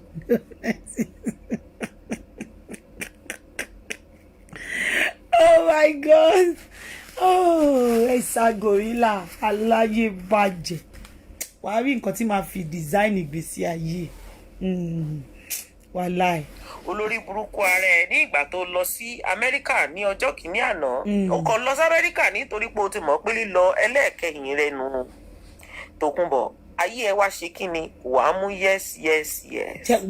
Bó o ṣe wà báyìí ó lójú irú àwọn iṣẹ́ tí ìwọ Tòkunbọ̀ tó lè ṣe torí tán bá ti tẹ̀ sínú CRB yẹ ni wọ́n á rí wípé baba ńlá kírímínà tó ń ṣe kí ni tó ń ba ayé ẹni jẹ́ tó ń búlì tó ń slander nìyẹn. Tòkunbọ̀ ṣé pé wọ́n lè ní kó o dákẹ́ kíwọ náà dákẹ́ Tòkunbọ̀ ayé ẹ bàjẹ́ who can takulaya. Tòkunbọ̀ gẹ́gẹ́ bí mo ṣe sọ fún ẹ lọ́jọ́ sí wípé ọmọ tí o ṣe kí ni ọmọ tí o lé tó o tẹ̀lé tó o lé àbórí Àbíkẹ́ mà ti ga jù ẹ lọ Tòkunbọ̀ olórí burúkú ara rẹ inú ṣẹ́ẹ̀dì ló mà jókòó sí tó o ti ń rùn pa wọn tó o ti ń ba ayé wọn jẹ́ bẹ́ẹ̀ ò ń di ewé scammer ewé ọ̀ngàn bá a ṣe ń wò báyìí gan kò tà mọ́ Tòkunbọ̀ orí ìgbà tó wá sórí Facebook olórí burúkú ara ẹ ó mà bẹ̀rẹ̀ dáadáa òun ta ewé òun ta egbò ọ̀rọ̀ ayé ẹ̀ làwa fẹ́ bá ẹ sọ ń bí lẹ́nìí mo kàn fẹ́ fún ẹ ní little biography into your life náà ni Tòkunbọ̀ tó bá pẹ́ bó ṣe rọra ń fi ewé scammer yẹn tó fi ń gbá wọn ní orí Facebook tó ń jẹ lọ fún ẹ ni ṣé o mọ̀ pé ayé ò bá má bàjẹ́ bí ayé ẹ̀ ṣe bàjẹ́ lẹ́nu irọ́ ni tán bá wá wí fún ẹ wà níwọ̀ ti ní gúrùpù àwọn olórí burúkú àti ọmọ àlè lórí cyberspace wàá máa tì wọ́n síta wàá máa tì wọ́n bọ́ síta kọ́ ló máa búlì àwọn ènìyàn ìdí oríbi tí àwọn ọmọ àlè tó wà lábẹ́ oríbi tí wọ́n sún ẹ dé bí àbó òrìbí tó ń sún ẹ dé ìwọ ló dẹni tó wà nínú ilé tó jẹ́ pé tó bá tiẹ̀ ń sọ̀rọ̀ gan àti rí ìyàn 400 tí ó wẹ̀ ó wá di ogun mọ́ ẹ lọ́wọ́ àbó rí Dorcas. àbó wí pé ẹni sùúrù ẹni pé nǹkan tí Dorcas sọ tó tọ́ ni mo bá wo Tòkunbọ̀ lẹ́ni pé ẹjọ́ níbo ni gbogbo 10,000 kò Tòkunbọ̀ wà ẹ̀yin èèyàn Kọ́lá kébì ìwọ ló gbé 10,000 kò Tòkunbọ̀ lọ àwọn 10,000 viewers Tòkunbọ̀ níbo ló wà? Wọ́n ti padà sí China, corona ti pa wọ́n. Àwọn 10,000 Tòkunbọ̀ níbo ló wà? Corona ni ní Tòkunbọ̀ bá jáde lẹ́nìí ló bá ní 1.1 bá ní àwẹ̀rẹ̀ ní arábìnrin kẹ tipátipá mà ló fi dé 1.6 nígbà ní ibo ni àwọn 10,000 viewers wà. Ẹgbẹ́ pé tó bá jáde tẹ́lẹ̀tẹ́lẹ̀ á ní 4,000 5,000 ẹ̀jẹ̀ níbo ló wà? Ọwọ́ ẹ ti kan nẹ̀ olórí burúkú Tòkunbọ̀ aláyé bàjẹ́ ẹ sáwèrè ọwọ́ ẹ ti kan bóbó tó bá ń gbọ́ kan bóbó kan bóbó kan bòbò kan bòbò ó kan bòbò bòbò kan ọwọ́ ẹ ti kan níbo ni gbogbo àwọn 10,000 yẹn wà?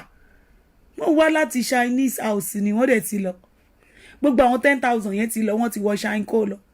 Wọ́n wọnú Shinko lọ ni. 10,000 people. Ṣàfẹ́ sọ pé coronavirus ló pa wọ́n. Ṣàfẹ́ sọ bẹ́ẹ̀ ni. Ṣàfẹ́ sọ pé coronavirus ló pa gbogbo 10,000 viewers. Aláyé bàjẹ́. Àwa ni gbogbo ayé ló ń wò mí o. Wọ́n fídíò mi bẹ́ẹ̀ yẹn. Wọ́n fídíò mi bẹ́ẹ̀ tàbá ká gbogbo ẹ̀pọ̀ lórí ibu ni ẹ lọ́jọ́ kìíní àná nígbà tó ní 10,000 viewers wọ́n fídíò ẹ káàkiri náà ni olófò ẹ bá mi wo gbogbo ẹ papọ̀ wọ́n ń bẹ gbogbo ẹ sí o máa rò papọ̀ sí ni ayé ẹ ti tán nígbà tí Tòkunbọ̀ tí ẹ ti ń rò papọ̀ ó ti wá di mathematics ọ̀gá wèrè lórí social media tó bẹ́ẹ̀ sí ṣe tó ń ṣèṣirò àwọn tó ń wò. Ṣé o fẹ́ sọ fún mi pé pẹ̀nẹ́pẹ̀nẹ́ máa wá sórí platform yìí? Aláyé bàjẹ́. So pẹ̀nẹ́pẹ̀nẹ́ àwọn ti pẹ̀nẹ́pẹ̀nẹ́ wọ́n wá sórí platform yìí wọ́n máa kọ́mẹ́ǹtì olórí ibú olóṣì ẹ̀dá. So pẹ̀nẹ́pẹ̀nẹ́ máa ṣe ṣé o sí pẹ̀nẹ́pẹ̀nẹ́ àwa wá síbi a máa kọ́mẹ́ǹtì ìgbà tí yóò ya wèrè ìgbà tá yóò máa ṣe tá yóò máa fẹjú mọ́ báyìí tá yóò máa fẹjú mọ́ ó mọ̀ pé táyé bá ti ń fẹjú mọ́yàn lèèyàn máa ń lọ káàkiri lèèyàn máa ń lọ kiri bíi ti àwọn àǹtí ilé ọ̀kan àwọn àǹtí fikán rankan wọ́n máa mu sìgá kú ni wọ́n máa fikán rankan ni wọ́n máa mu sìgá àwọn àǹtí depression tó ń dó látòrí WhatsApp wọ́n máa fikán rankan ni wọ́n máa dó wọn kú nítorí ẹ̀ ní ọkùnrin wo tó ti rọ́wọ́ WhatsApp yẹn tó tọ́ ni oríṣiríṣi ọkùnrin ló máa ń dó wọn kiri àwọn gan ló máa mú ọkùnrin báyìí ló máa fà pé yàrá dó mi nítorí ọtí ni kò dá kóbìnrin wà kó máa mutí lámùjù kó jẹ́ pé kóbìnrin jí láàárọ̀ kùtùkùtù ọtí ló máa gbé dání àti sìgá kò bímọ rẹ kankan yàtọ̀ sí ọtí tó bá wọnú ilé ewu àwọn tá à ń sọ yẹn báyìí sí sìgá máa hùn bẹ́ẹ̀ ni sìgá máa hùn nínú ilé wọn ni ó máa hùn ní fako faka àwọn olówó tó ń gbé nínú jẹ́ ń tó àṣírí ẹ̀ fún ẹ jẹ́ ń tá àṣírí fún ẹ olówó àwọn olówó tó ń gbé yàrá kan tó tún fi yàrá kejì rẹ́ǹtì olówó dẹ̀ nìyẹn o wọ́n rùmù ló ń sùn sí wọ́n fi yàrá kan rẹ́ǹtì wọ́n lè dá gbé 1 bedroom house wọ́n tún ṣíà ẹ̀ ní tó bá ń gbọ́ ṣíà property tó bá ń gbọ́ ṣíà property àwọn àǹtí yẹn ló ń jẹ́ bẹ́ẹ̀ àwọn àǹtí fikọ́ ọ̀kan sìgá ló ń jẹ́ fikọ́ ọ̀kan wọ́n ń gbé nínú 1 bedroom house wọ́n tún fi kan rent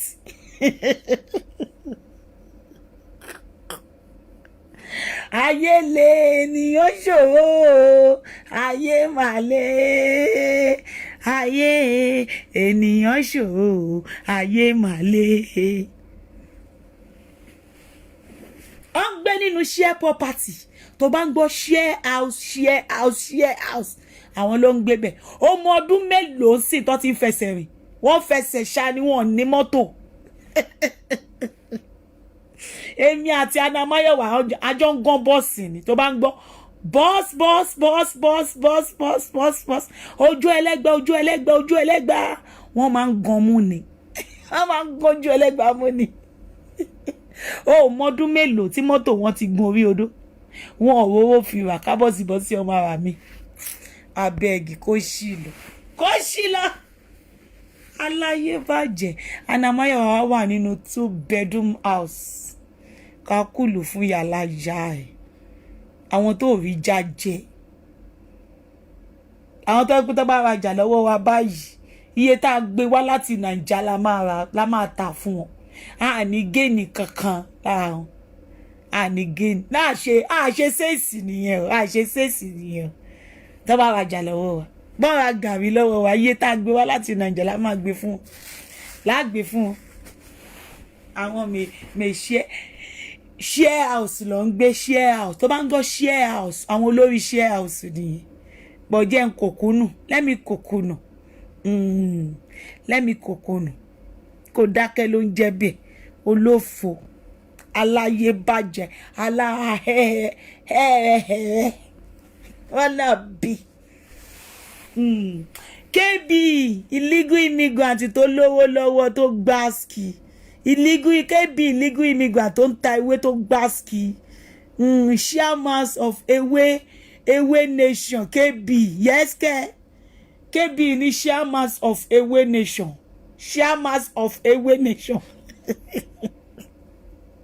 olè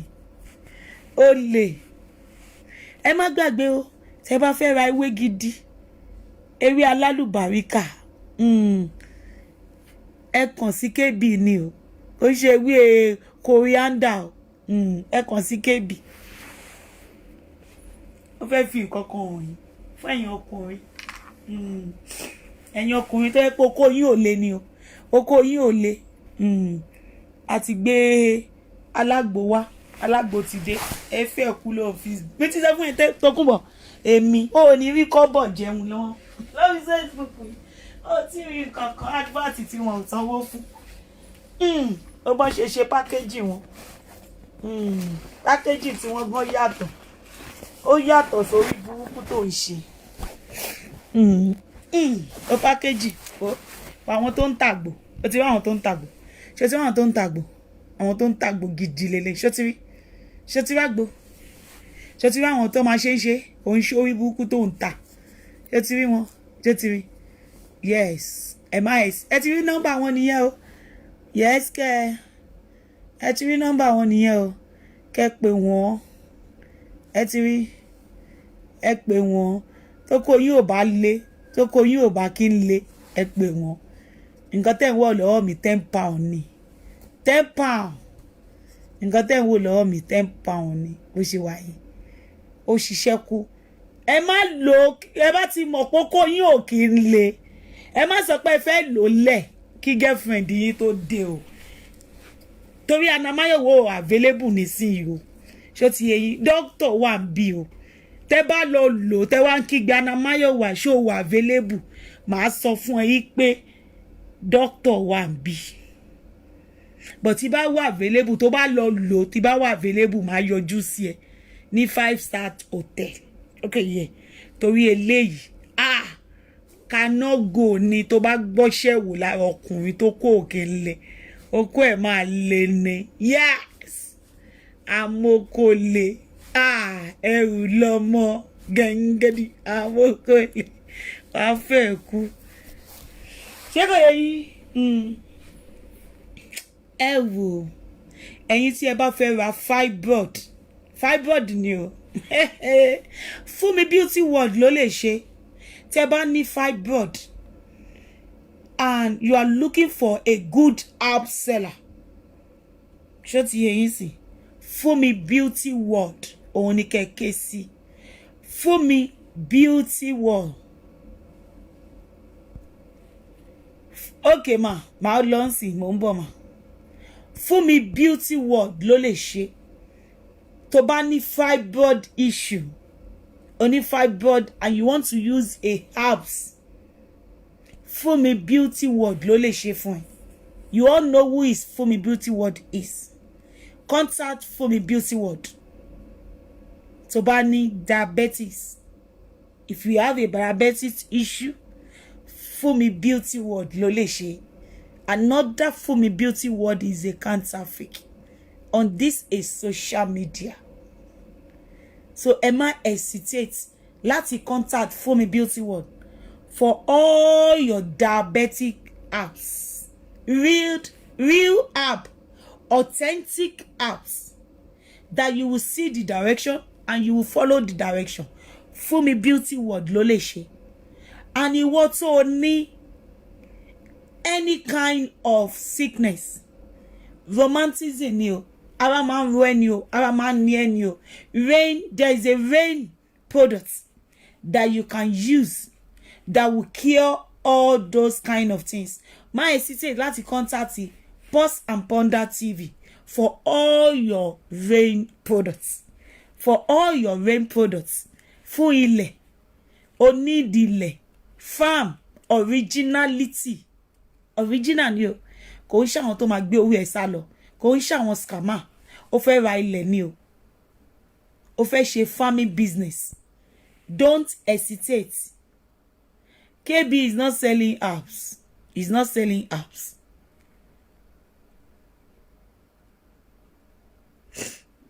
KB, are you still selling that Yahweh apps? KB, are you still selling phone number for rain products? God will bless you. Phone number. Phone number. Phone number for. Me like your friendship on me. Tí bá ti sọ pé kò dákẹ́. Don't hesitate to contact Pause and Ponder on +44 73 95 41 52 48. Ẹ jẹ́ bá ń kọ nọ́mbà yẹn fún ẹni tó fẹ́ rain. Ẹ bá ń kọ nọ́mbà yẹn sí abẹ́. Rain products. For your rain products, contact Pause and Ponder on WhatsApp only. +44 73 95 41 52 48. And they ship the products worldwide. Even when you are in Nigeria, they still ship the product worldwide. KB is still selling. KB, are you still selling the products? Return it to her now and refund your money back. And your money will be refunded back to you. We'll go. Máa kó ẹ bó ṣe máa gbowó ẹ padà lọ́wọ́ PayPal.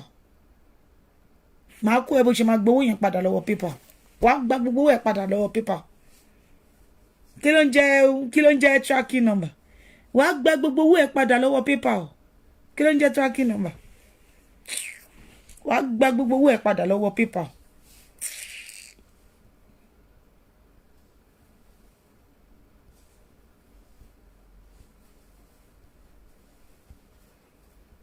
Investing kankan wọ́n ẹni tí mo wà lọ́wọ́ PayPal, tí mo wà níbi PayPal almost 700. Mo gbowó mi padà.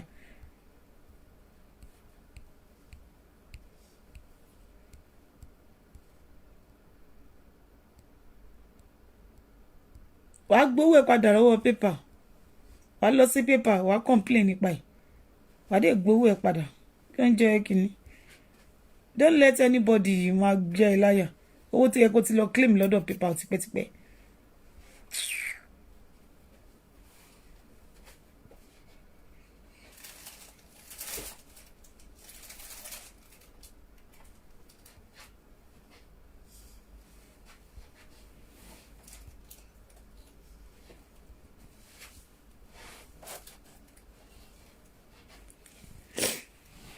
Mo ń bọ̀.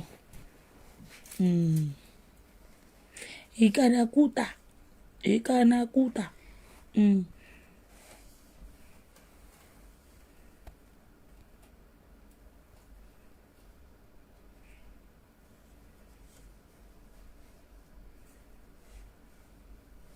Olófò. Onírọ́.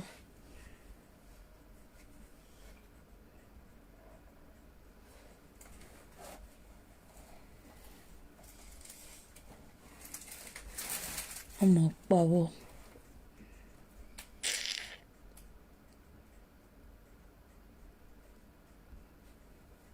Wàá gbowó ẹ padà. Àìmọye. I don't lie to you. Pé o lè gbowó ẹ padà. Kí ló lè gbà? You take your money back.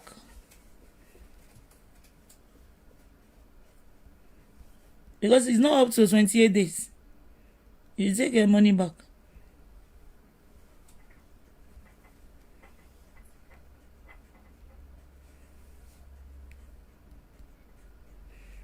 If it's not up to 28 days, you will take your money back.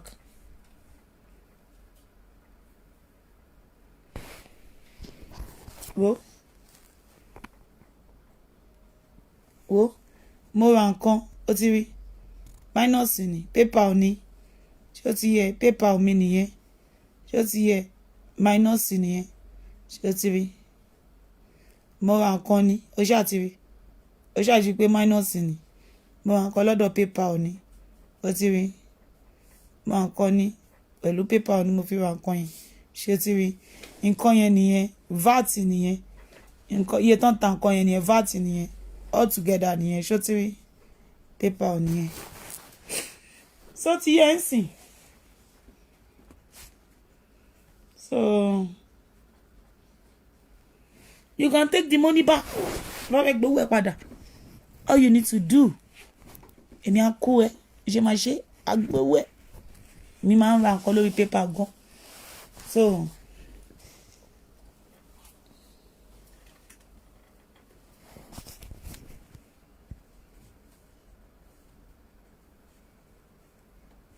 She will pay the money.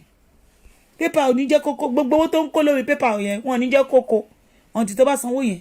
Oh, PayPal máa fún KB lówó ẹ̀ padà.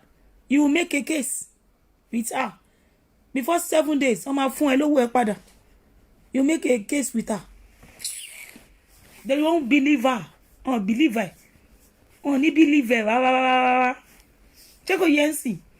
A sọ̀rọ̀ bá ṣe máa ṣe. Ṣé ó ti yẹ? Àdírẹ́sì wo ló sẹ́ndì ọjà yẹn sí?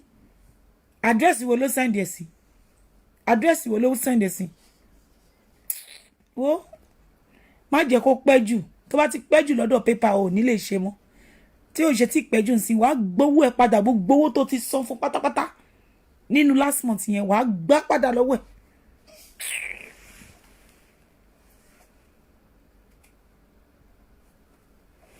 So I'll see you guys. I love every one of you with the love of Christ. We'll start our show on Thursday by the special grace of God. I will use tomorrow to sleep all day. Yes, okay. Yes, 180 days in it. God will bless you. Yes. That is more than 6 months. God will bless you. You can go jato ti wa pátápátá. Ṣá address yẹn ló send ẹ sí ni. Address yẹn ló send ẹ sí. Ṣá address yẹn ló send ẹ sí. KB a máa sọ̀rọ̀.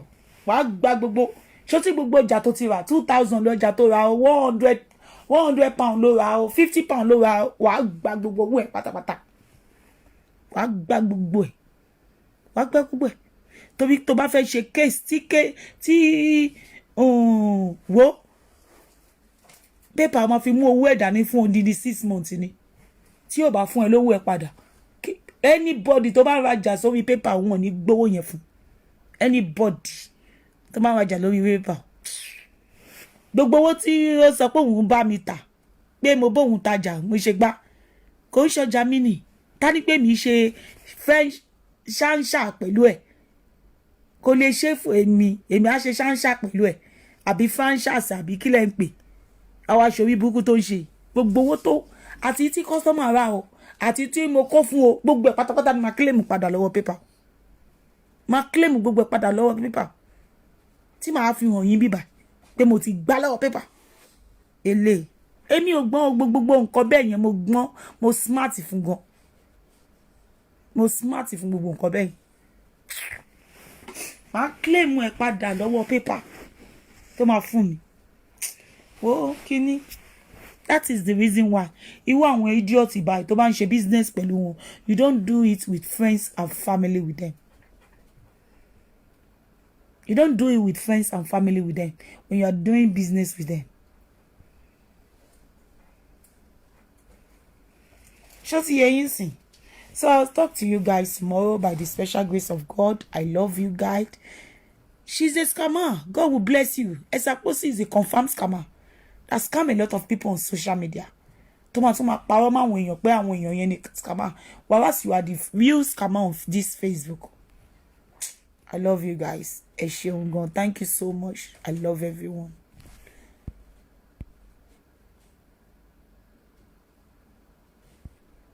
God will bless you guys. Very wicked woman being.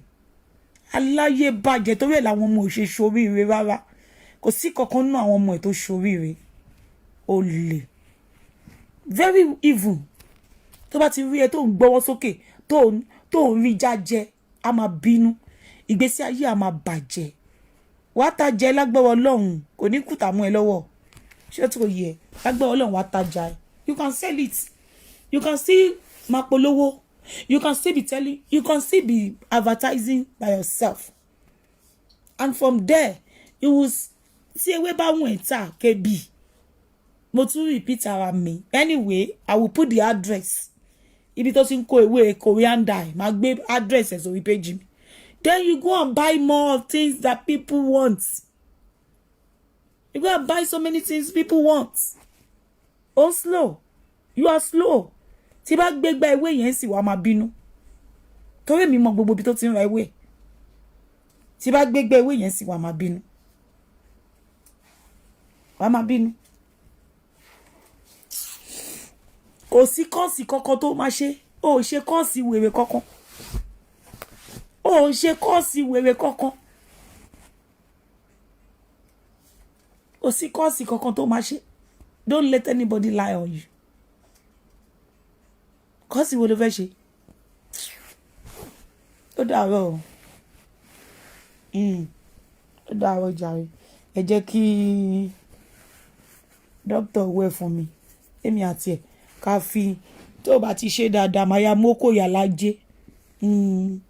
Ó dẹ̀ dùn mí pé okó yà lájẹ́ ò sí bíbá. Táyé okó yà lájẹ́ wà bí ni. Mo máa ń gbádùn okó yà lájẹ́ yẹn o.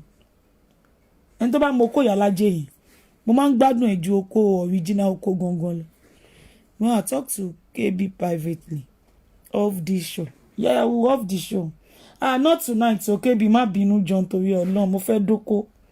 I'm so sorry. Mi ní lè bẹ́ẹ̀ sọ̀rọ̀ lálẹ́. Jọ̀ọ́, mo ti bọ́ta, mo ti mutí dáadáa. Mo dẹ̀ ní láti dóko kí n lè fi wà okay. Nígbà dóko bí mo ṣe wà ó tí èèyàn ní step down.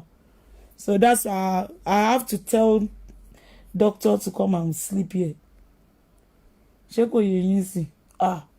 Èmi nìkan ní lè sùn sínú ọyẹ́ yìí. Ọtí ń gbá lórí mi bí mo ṣe wà yìí. Ọtí ń gbá lórí mi gan. So mo ní láti ibi kan ní máa tú ọtí yẹn sí. Ọmọ Ẹdó lè mi. Ó lè mọtí kó má dóko. Kí ló dé? Ọ̀dọ̀ sọ pé òbò mi ti dí. Ṣé òbò mi ti dí ni? Ìmọ̀ àdóko. Oko nìkan ló lè ṣe o. Oko nìkan ló lè ṣe. Èmi ò ṣàwọn tó máa mutí tó máa lọ sùn Ọlọ́run ò ní jẹ́. Orí ohun yẹn ò ní wà náà. Ó ní láti dóko lé lórí ni. Oko ni. Bá ti mutí bá gbọ́dọ̀ oko dó ni o. So Ọlọ́run àbá èmi ò ní pa fún yín ẹ̀yin lè máa ń parọ́ o. Èmi kọ́lọ́run ò ní jẹ́ Ọlọ́run máa jẹ́ ń dọ́ọ̀lì ayé mi. Ó ń wò mí gan ó rẹ́rìn ni tó máa ń fọyàn ṣeré. Tó ní ipa fóònù mi kí ni ṣó ń bedroom. Ẹ wò bàbá yín sọ̀rọ̀ létà. Wàláì àkọ́kọ́ lọ ẹ mọ̀ pé kíní ta wà yìí hòtẹ́ẹ̀lì ta wà yìí ṣó ti yé yín standing ní báàtì wọn. A máa kọ́kọ́ lọ sí bedroom a máa lọ ṣe ní standing olóṣó mú standing la máa kọ́kọ́ ṣe ní bedroom. Mo ti sọ fún lálẹ́ pé mo mutí gan o ó máa bọ̀ kò ní dá kó lọ dá sùn o. Ìwọ tí báyìí ó dẹ̀ máa ń jẹ́ pé èèyàn máa fún èèyàn lé oríṣiríṣi style ni o ní mọ owó style tó ní ṣetán lálẹ́ màá kàn máa fún ní style oríṣiríṣi ni kò nídìí láti béèrè fún màá gbé fún ni.